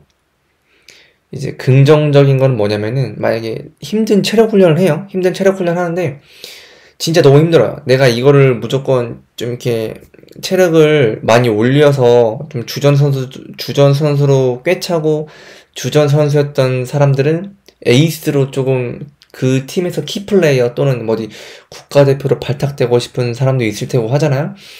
근데 그런 식으로 긍정적인 에너지를 발산시켜야 되는데, 그런 생각을 해야 되는데, 이제 그러지 못하는 거예요. 공포가 환경에 스며들수록 그런 환경에 노출된 사람은 부정적으로 반응하게 되는 거예요. 아, 내가 여기서 버텨봤자 뭐해. 어차피 성공하지도 못할 텐데. 이런 식으로 반응하게 되고, 이걸 알지 못한대요. 네, 무엇 때문에 무섭고 불안한지 스스로 알지 못하고, 이렇게 공포를 조성하는 인물의 공격적인 행동과 언어가 무의식적으로 스며드는 거예요. 그러니까 본인도 모르는 거예요. 자꾸 그런 공포를 조성하는 문화, 지도자, 그런 학부모, 지인, 동료 이런 사람들이 계속 공포를 조성하고 언어, 행동을 하는데 이게 몰라요. 네, 무의식적으로 스며든다는 거예요. 그러니까 더 위험한 거죠. 계속 한번 공포의 환경에 스며든 사람은 계속 점점 심해지는 거예요. 결과는 참담하겠죠, 그러면은. 자, 넘어가서. 자, 그래서 공포로 가득한 환경에서 또 어떤 게 있냐면은, 넘어가서 이런 환경들이 있어요. 자, 공포로 가득한 환경 첫 번째. 약탈적인 환경. 약탈적인 환경은 굉장히 경쟁적이다. 이런 환경에서는 절대 실수해서는 안 되고, 약탈적인 환경은 공개적으로 망신을 주는 언행이 자주 일어난다. 수치심을 피하기 위해 안간힘을 쓰게 돼요. 그리고 절대 지면 안 돼. 무조건 통과해야 해. 그리고 강박과 완벽주의를 만들게 되고, 약탈적인 환경이라는 거는 그러니까 이제 프로팀 그리고 프로사나 이제 아마추어 선수가 프로팀에 입단하거나 이제 프로사나 유스 선수 있죠. 그런 약탈적인 환경이라는 거야. 약탈적인 환경은 굉장히 경쟁적이다. 이제 절대 실수해서는 안 된다. 이런 프로사나 유스 선수들은 본인의 환경에서 실수하면 어떻게 돼요? 바로 경쟁에서 밀리는 거야. 네. 그러니까 이런 환경에서는 공개적으로 망신을 당하는 거죠. 그런 언행이 자주 일어나고, 그러니까 이런 선수들이 수치심을 피하기 위해서 안간힘을 쓰게 되고 지치는 거예요. 절대 지면 안 돼. 무조건 통과해야 해. 이런 것들과 강박관념, 완벽주의를 만드는 거죠. 무조건 이번에 꼭 성공해야 되고, 이거 패스, 드리블, 이 훈련, 전술 훈련 이런 거 실수하면 안 돼. 무조건 이번 기회에 잘 보여야 돼. 이런 게 부정적인 심리를 만들고 불안, 걱정, 그리고 부족함, 공포를 만들어서 퍼포먼스를 떨어뜨리고 더 악순환을 만드는 거예요. 약탈적인 환경. 그리고 두 번째는 통제적인 조직인 거예요. 자, 통제적인 조직은 단단한 권력 구조를 지닌다. 권력 구조의 상부에 있는 사람들의 결정을 내리고 나머지 사람들은 그들이 만든 규칙을 따른다. 상상력을 발휘하는 것은 허락되지 않는다. 부정적인 피드백이 너무 무서워서 논란이 될 만한 발언이나 행동을 삼가려고 애쓴다. 이런 조직은 불안감을 연료로 삼아 움직인다. 불안에 시달리는 구성원들은 상당히 많은 정신 에너지를 조직에 순응하는 데 쓰게 된다. 자, 이게 무슨 뜻이냐면은 통제적인 조직이라는 것은 단단한 권력 구조를 지닌대요. 권력 구조의 상부에 있는 사람들이 결정을 내리고 이제 나머지 사람들은 그들이 만든 규칙을 따른다는 거예요. 그러니까 이 권력 구조의 상부에 있는 사람들을 누구 뜻하냐면은 또 감독이나 코치 그런 위에 있는 사람들인 거예요. 조직원들은 선수예요. 선수 또는 부모님들도 조직원이 될 수 있죠. 근데 그런 통제적인 조직에서 단단한 권력 구조를 쥐고 있는 그런 상부에 있는 사람들, 코치 및 감독들이 결정을 내리고 나머지 사람들, 선수들, 그리고 이런 학부모님들이 그들이 만든 규칙을 따르고 이제 뭐라고 항의하거나 이렇게 아무튼 감독이나 지도자들한테 무슨 말을 못 하는 거예요. 왜냐면 말을 하면은 그 사람들 통제하고 있다 보니까 선수들한테 피해가 가죠. 시합을 못 뛸 수 있고 부정적인 피드백이 무서운 거죠. 논란이 될 만한 발언이나 부모님들이 그러니까 지도자들이 아이들한테 욕을 하거나 체벌을 해도 비난적인 그런 언행을 해도 부모님들이 거기서 나서질 못해요. 부정적인 피드백이 무섭거나 논란이 될 만한 발언이나 행동을 삼가려고 애쓴다. 못하는 거예요. 논란이 될 수 있으니까. 내 아이한테 피해가 갈 수 있으니까. 네, 그쵸. 다른 부모님들도 마찬가지고. 이제 통제적인 조직인 거예요. 공포를 조성하는 환경 중에 두 번째, 통제적인 조직. 이런 것들 다, 그런 지도자나 그런 지도자들 주변인들, 코치, 다 그런 사람들 만든 거죠. 근데 가끔씩 이제 그런 부모님들도 있어요. 조금 맞아야 잘한다. 애들을 조금 때려야 정신 차린다. 그런 사람들도 어느 정도 통제적인 조직에서 상부에 있는 사람들이라고 볼 수 있어요. 권력이 있지만 사실상 흔히 말하는 꼰대죠, 꼰대. 그러니까 회사로 따지면은 그 라인을 잘 선 거예요. 고정관념이나 이런 사고방식도 옛날 사고방식인 거고, 그런 통제적인 조직에 있는 선수들이 이렇게 되는 거예요. 불안감을 연료로 삼아서 움직이고 불안에 시달리니까 계속 이제 많은 정신 에너지를 조직에 순응하는 데 쓰게 된다. 지치는 거예요. 그냥 그런 환경이 있다 보니까 이런 통제적인 조직이 있다 보니까 지치는 거예요. 권력을 가진 한 사람이 조직을 통제하고 권력자의 기준에 벗어나는 행동과 언어는 대가가 따른다. 그 대가라는 게 조금 이제 차별당하는 거예요. 네. 그런 권력자한테 항의하거나 어떤 논란이 될 만한 그런 행동, 말을 하면은 이제 대가가 따르는 거예요. 그렇게 하면 이제 어느 순간 선수가 이제 시합에서 조금 제외되어 있고 관심도 안 주고 막 이렇게 되는 거죠. 자, 세 번째, 독점적인 조직. 조직이 구성원들의 언행을 지나치게 통제하면 구성원들은 자신이 조직의 소유물이라 느끼게 된다. 자, 여기 이야기 하나 해드릴게요. 어느 신임 코치는 레게 머리를 한 선수를 절대 선발하지 않겠다라고 단언했다. 레게 머리 선수는 엉성해 보이고 자신의 선수들은 프로페셔널하게 보였으면 한다고 말했다. 어떤 코치가 외국에서 나는 레게 머리 안 뽑아. 레게 머리는 엉성해 보이고 엉성해 보이고 내 선수들은 프로페셔널하게 보였으면 좋겠어. 이런 식으로 발언한 거예요. 그래서 이러한 발언은 문화적인 상황을 의식하지 못할 뿐만 아니라 권력과 소유욕을 강하게 드러낸다. 본인이 지금 권력을 가지고 나는 너희들의 위야, 이런 욕구를 강하게 어필하는 거예요.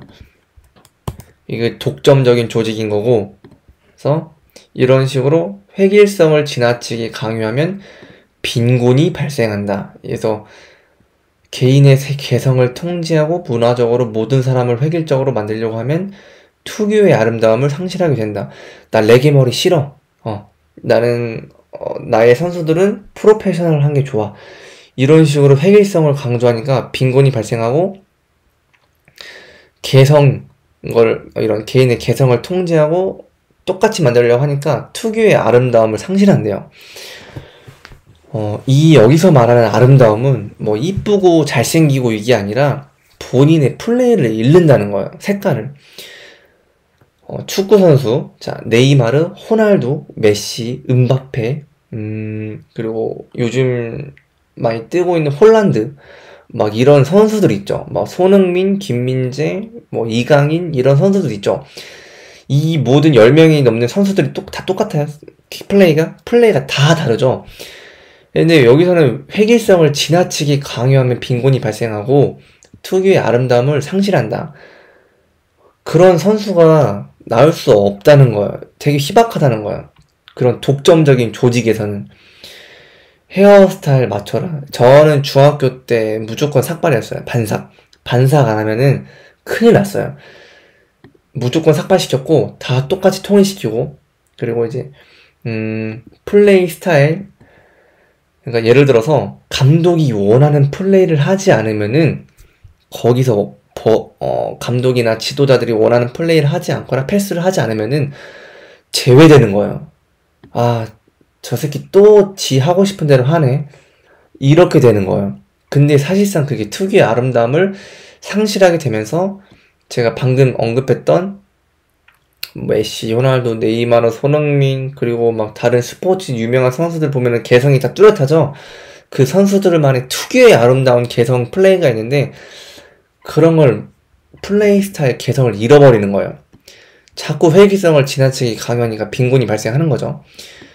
이 선크림은 뭐냐면은 이제 저 같은 경우에 중학교 때 삭발도 많이 삭발이라는 걸 이제 회기성을 지나치게 강요하고 선크림을 바르지 못하게 했어요. 네. 무슨 운동선수가 선크림이냐, 겉멋 부리지 마라. 네. 그래서 지금 얼굴에 막 이렇게 잔주름이랑 김이나 이런 점들이 많이 생겼는데 뭐 이런 팔에도 점이 굉장히 많이 생겼어요. 그래서 막 이런 선크림 바르지 마라. 바르면 혼났어요. 네. 욕먹고 이런 독점적인 조직에서는 이런 게 비일비재하다는 거예요. 네. 공포가 가득한 환경인 거죠. 공포 환경, 통제적인 조직, 독점적인 조직, 약탈적인 환경, 프로사나 이런 프로팀, 이런 경쟁적인 환경 다 문제가 있는 거죠. 그래서 자, 5장 공포 문화에서는 무슨 일이 일어나는가? 그래서 모든 문제가 개인의 탓이 아닌 문화로 인한 일이라는 것을 깨달아야 한다. 이 저자는 이렇게 말해요. 이런 문제 있죠. 그러니까 지금 공포를 조성하는 환경, 그리고 그런 공포를 조성하는 주변인, 지도자, 이런 사람들 때문에 자신이 부족한 공포를 느끼는 거예요. 자기 비판하고 스스로 못한다 생각하고 눈치 보게 되고 타인이랑 고립하게 되고. 근데 이런 게 이건 나 때문에 그런 거야, 나 때문에 그런 거야, 이게 아니라 모든 문제가 개인의 탓이 아니라 문화로 인한 일이라는 것을 깨달았으면 좋겠다고 말해요, 이 저자는. 그래서 스스로 잘못됐다고 생각하지 말아야 한다. 자, 또 말을 덧붙이면은 공포 문화 속에서 모두가 같은 영향을 받지 않는다. 개인의 성격, 성장 환경, 믿음에 따라 달라진다. 공포는 스스로 과소평가하고 위축되어 성취감을 제한한다. 인간의 진정한 잠재력으로부터 멀어지게 한다. 그러니까 공포 문화 속에서는 모두가 같은 영향을 받지 않아요. 개인의 성격, 성장 환경, 믿음에 따라 달라지는데 어쨌든 이런 공포는 스스로 과소평가하고 위축되게 만들고 성취감을 제한한다는 거예요. 그리고 인간의 진정한 잠재력으로부터 멀어지게 만든다는 거예요. 그러니까 사실은 진짜로 좋은 환경에서 운동을 하게 되면은 본인도 몰랐던 실력이 나올 수 있는 건데 그런 걸 지금 못 발휘하고 있다는 거예요. 인간의 진정한 잠재력, 이거는 본인도 몰라요. 본인도 모르는데 자꾸 이런 공포 문화에 있다 보니까 스스로 과소평가하고 위축되고 성취감이 잃어가는 거예요. 잠재력도 발휘하지 못하고 공포 문화에서는 이런 일이 일어나고 있다는 거죠, 지금. 그러니까 제가 강조드리고 싶은 거는, 저는 진짜 어렸을 때 저도 시합을 좀 지거나 막 못했을 때, 좀 심할 때는 막 싸대기도 맞고 발로 차이고, 빠따는 당연했죠. 빠따 맞아가지고 막 엉덩이 막 꺼멓게 막 멍들고, 실수하면 바로 욕 날라오고, 이런 식으로 막 욕하고 막 했단 말이에요. 너무 무서웠어요. 너무 무섭고, 선배들도 좀 부조리가 심하지 않았지만, 선배들도 그런 걸 보고서는 저희가 뭐 집중을 못하거나 그러면은, 야, 너네들 다 집합해. 대가리 박아. 막 이런 거 있죠? 이런 얼차려 많이 주고, 공포 문화에서 자꾸 그런 일이 일어나고, 폐학습이, 계속 그런 관습이 이어지고 하니까, 근데 이런 거를 본인 문제가 아니라는 거예요. 자신이 실력이 부족하거나 그런 게 아니라 이런 공포를 조성하는 문화가 무의식적으로 계속 공격적으로 그렇게 본인한테 공격을 하니까 그런 것 때문에 본인이 자꾸 실력이 좀 향상되지 않고 잠재력을 발휘하지 못하는 건데 그게 스스로 잘못됐다고 생각하는 거예요. 그래서 이거를 꼭 알았으면 좋겠어요. 본인의 물론 노력을 안 하거나 열심히 하지 않고 주말에 그냥 PC방을 가고 운동선수가 그러면 안 되겠죠? 물론 어느 정도 취미나 즐거움을 위해서 게임하거나 잠깐 쉬는 건 괜찮아요. 근데 운동선수가 그냥 식단 같은 거 조절 안 하고 노력도 안 하고 그러면서 나는 왜 안 좋아져? 이런 거는 조금 문제가 있죠. 근데 이제 그게 아니라 충분히 열심히 하고 어느 정도 개인적으로 노력을 하는데 공포 문화 때문에 실력이 잘 발휘되지 않는 사람이 있어요. 저도 그 피해자 중 한 명인데 피해자라고 하기보다는 조금 그런 성향 때문에 많이 무섭다고 느꼈었는데 근데 지금 저는 이제 그런 선수들이 잘못했다고 볼 수가 없는 거죠. 스스로 잘못했다고 생각을 하지 않는 게 하지 않았으면 좋겠다고 봐요. 잘못한 건 없으니까. 자, 그리고 이런 공포 문화에서는 또 무슨 일이 일어나는가 했을 때 즐거움을 망친대요. 자, 늦게까지 야근하는 사람, 주말에도 쉬지 않는 사람, 나를 위한 즐거움이 아닌 누군가를 기쁘게 하려는 부담이나 보여주기 위해 행동하는 사람, 이런 사람들은 즐거움을 안 좋은 것이라 여기는 거예요. 그러니까 늦게까지 일하고 주말에도 쉬지 않으면서 막 그냥 계속 빨리 뭐든 해야 되는 거예요.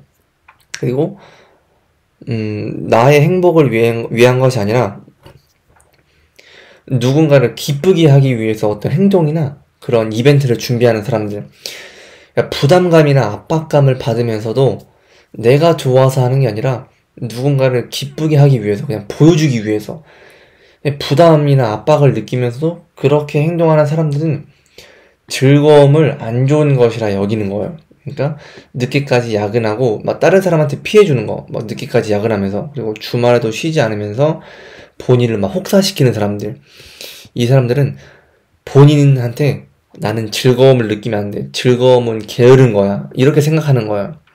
이게 다 공포에 휩싸여서 그런 거예요. 부족함 공포 때문에 즐거움은 안 좋은 것이라 생각한다는 거예요.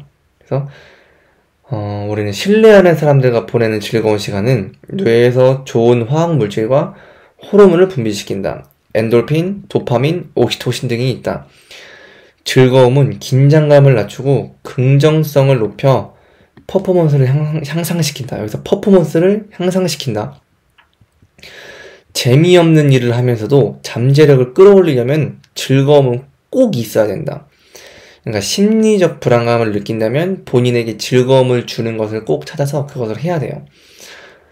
그러니까 사실상 어떤 빨리 성과를 내고 싶은 사람들, 그러니까 빨리 보여주고 싶고, 내가 빨리 돈 벌고 싶고 보여주고 싶고 누군가를 기쁘게 해주고 싶어가지고 늦게까지 야근하고 쉬지 않으면서 막 일하는 사람들 있죠.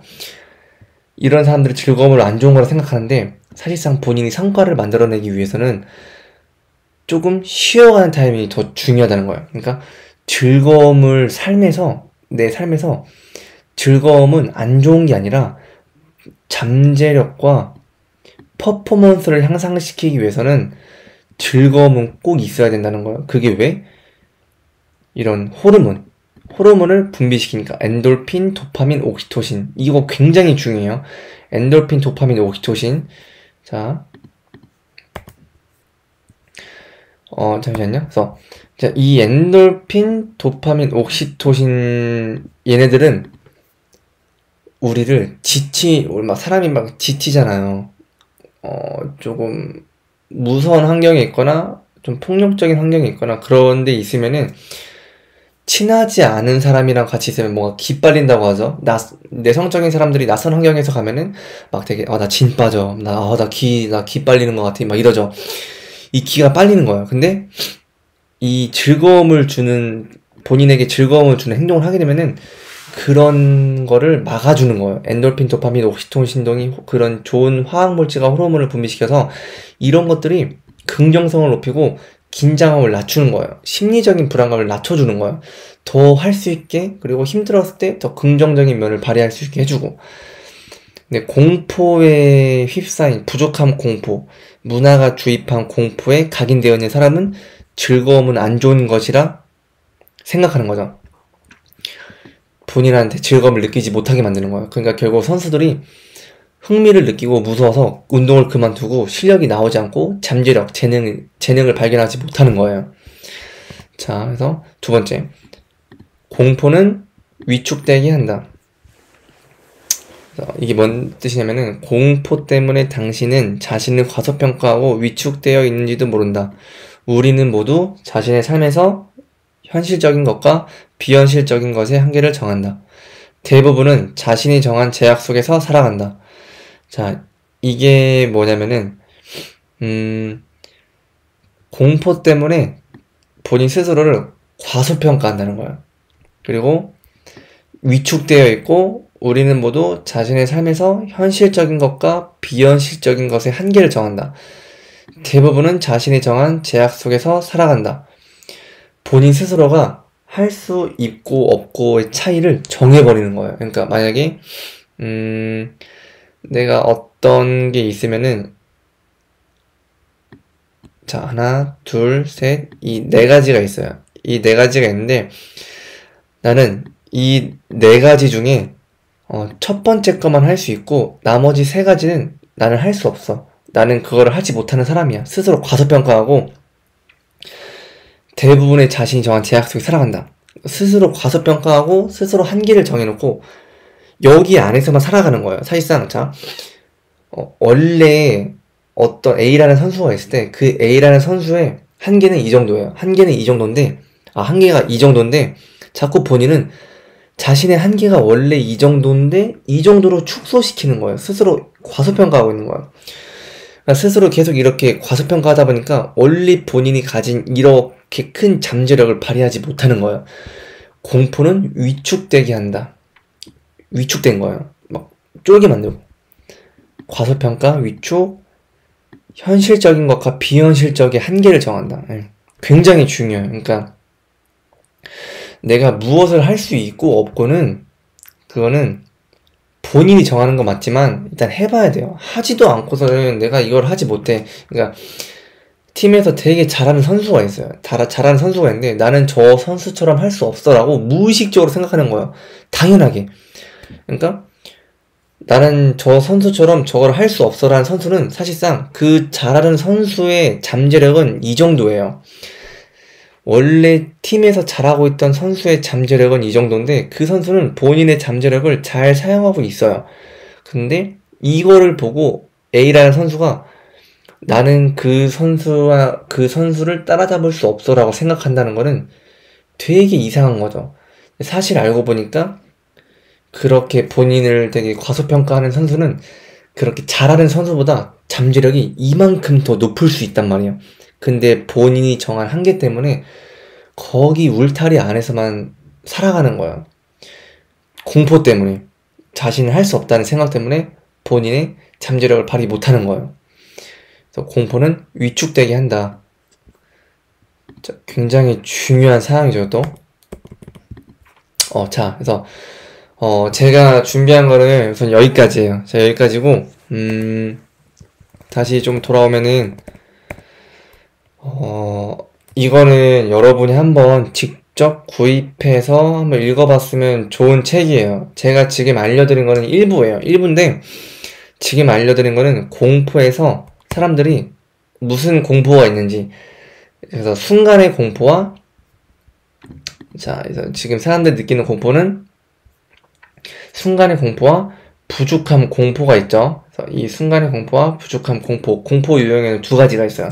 이 두 가지 공포의 유형이 있는데 여기서 중요한 거는 이 부족함 공포예요. 중요한 건 부족함 공포인 거고, 이 부족함 공포 때문에 본인의 잠재력, 퍼포먼스, 그리고 여러가지 비판, 질투, 두려움, 완벽주의, 성공 뒤에 찾아오는 심리적 불안감, 시합만 뛰면 경기를 망치는 선수들, 그리고 원래 훈련 때는 잘하는데, 연습 때는 잘하는데, 혼자서 할 땐 굉장히 잘하는데, 시합 때 긴장하고, 되게 막 쫄고 위축되고 막 그런 애플 선수들 뮤직의 있죠. 보관함에서 시작.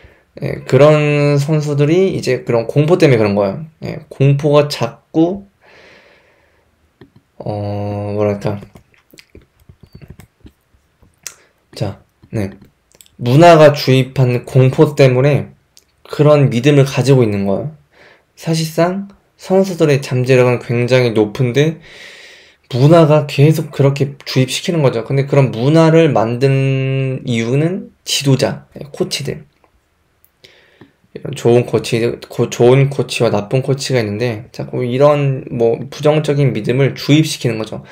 이런 것들이 계속 선수들의 퍼포먼스와 잠재력을 하락시킨다는 거예요. 그래서 20년 동안 이제 스포츠 심리학 박사이면서 문화 코치로 활동하고 20년 동안 엘리트 스포츠, 기업, 음악가, 럭비, 수영팀 등을 다소 도와주면서 하나 결론 내린 거죠. 예, 공포가 삶을 좌지우지한다. 이 공포의 영향력을 줄이면은 진짜 완전히 바뀐다는 거를 본 거예요. 자신의 삶을 완전히 바꾸고 엄청난 성과를 달성하는 것도 봤다. 그러니까 공포를 장악하면은 본인의 직업이 축구선수가 되든 야구선수가 되든 농구선수가 되든 안 되든 일단 그 현재 그 시점에서 본인의 최대 잠재력을 발휘할 수 있다는 거예요. 그럼 당연히 성인이 되어서도 본인이 원하는 삶을 살 수 있겠죠. 성공 확률도 높고 성공할 수 있고 본인의 어쨌든 만족을 하면 살 수 있으니까 누가 뭐라 하든 두려움을 느끼지 않고 정신적으로 힘들어하지 않고 즐길 수 있는 거예요. 공포를 장악하면은. 그래서 그런 공포에 대한 전반적인 이야기를 이 1부에서 알려드린 거예요.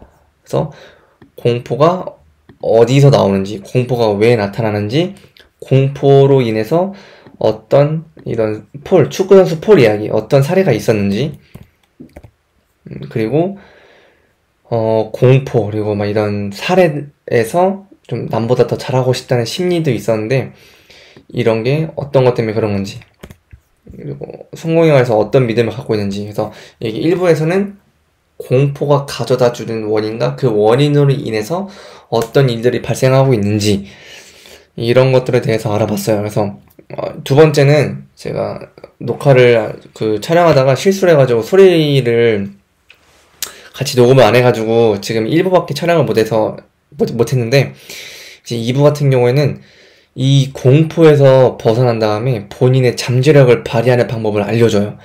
공포를 활용하고 공포에서 벗어나고 순간적으로 순간적으로 뭐 PK, 이런 농구선수 자유투, 연설, 강연 이럴 때 순간적으로 공포가 확 와닿았을 때 거기에 대해서 벗어나는 방법도 실제 사례를 들어서 알려줘요. 실제 사람들이 겪었던 그런 공포를 가지고 나는 어떻게 성취감을 느꼈고 이런 것들을 이야기를 풀어서 알려주는데 2부에서는 그거를 통해서 이제 준비를 할 예정인데 이거는 꼭 선수랑 같이 한 두세 번 정도 중요한 부분을 돌려서 봤으면 좋겠어요. 지금 분명히 있을 거라 봐요. 제가 어렸을 때 겪었던 그런 경험들, 그리고 제가 어렸을 때 그거를 겪었기 때문에 겪고서는 이 책을 봤을 때 너무나 공감하고 내가 그래서 그렇게 실력 발휘를 잘 못했구나. 내가 이런 이유가 있어가지고 긴장을 많이 했구나. 걱정하고 불안이 좀 컸구나. 심리적인 고통을 많이 겪은 이유를 이거를 통해서 많이 알게 되었고, 분명히 저랑 비슷한 경험을 했던 선수들도 이거를 보면은 많이 공감하고 본인의 잘못이 아니란 걸 알 수 있을 거예요. 분명히 그러니까 여러분도 충분히 공포를 통제하면은 타인의 눈치도 보지 않고 자신이 원래 가지고 있던 잠재력을 발휘할 수 있고, 가장 중요한 거는 전 즐거움이랑 자기만족이라고 봐요. 처음에 운동선수를 시작할 때, 저는 축구선수를 처음 시작할 때 부모님한테 엄청 쫄랐어요. 축구가 너무 재밌는 거예요. 애들이랑 초등학교 때도 축구를 했는데 학교 끝나고 학교 수업 가기 점심시간 학교 끝나고 그리고 집에 가서 하루 종일 축구를 할 정도로 축구가 너무 좋아가지고 축구 선수 하고 싶다고 쫄랐는데 결국 중학생 14살에 축구를 시작했어요. 축구가 너무 재밌고 애들이랑 경기를 하면서 골 넣고 그런 성취감, 즐거움 이게 너무 좋으니까 아, 축구 선수가 되면은 더 재밌겠지라고 해서 축구를 했는데 결국 저는 부족함 공포와 순간의 공포에 사로잡혀가지고 축구를 하는 동안 이제 잠깐 처음에만 반짝 좀 좋았지 그 이후로는 많이 힘들었죠. 정신적 스트레스 많이 겪고 남들보다 훨씬 많이 열심히 했어요, 저는. 예. 노력도 분명히 저는 남들보다 더 많이 했다고 어느 정도 그렇게 생각하고, 성실하다는 소리를 많이 들었어요. 진짜 열심히 해가지고, 그런데도 저는 자기만족도 없고 성취감도 없었어요. 저는 그래서 축구를 할 때 특히 중학교 시절 때 체벌이 좀 많이 있었고, 실수에 대한 이런 두려움 이런 게 많이 컸어요. 지도자랑 감독이 많이 혼냈기 때문에.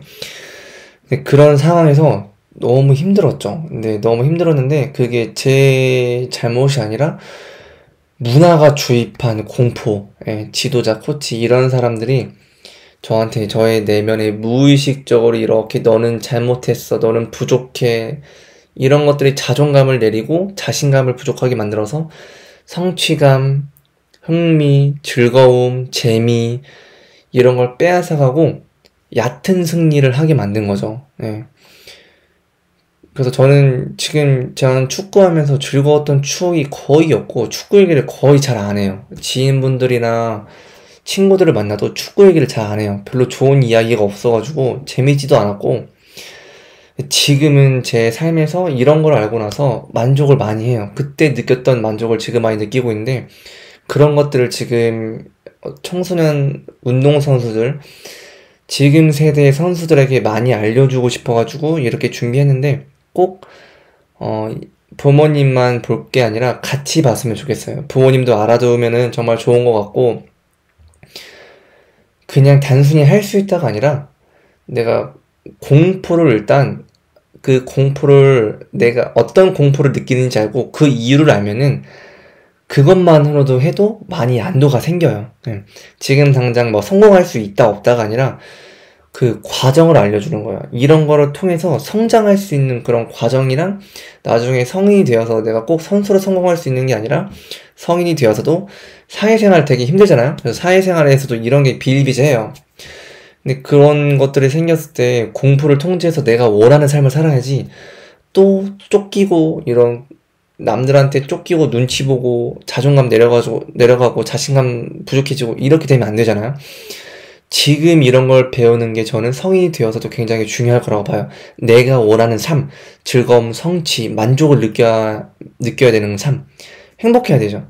누군가를 행복하기 위해서 하는 게 아니라 내가 행복하기 위해 사는 거잖아요. 그래서 지금 이거를 배워서 미리 연습하고 선수가 되지 않더라도 본인이 원하고 행복한 거를 찾아서 극복해 나가면서 진짜로 좋아하는 거를 하면서 사는 삶을 살 수 있도록 그래서 지금 빨리 이거를 습득해서 알았으면 좋은 바람으로 이야기를 드리는 거죠. 저는. 네. 그래서 이거를 한 번만 보지 않고 중요한 부분만 조금씩 끊어가지고 같이 보셨으면 해요. 자, 그래서 다음 2부는 또 준비해서 알려드릴 테니까 자, 지금까지 이렇게 궁금하신 사항은 저한테 언제든지 편하게 말씀해 주시고 다음 2부를 준비해서 말씀드리겠습니다. 네, 감사합니다.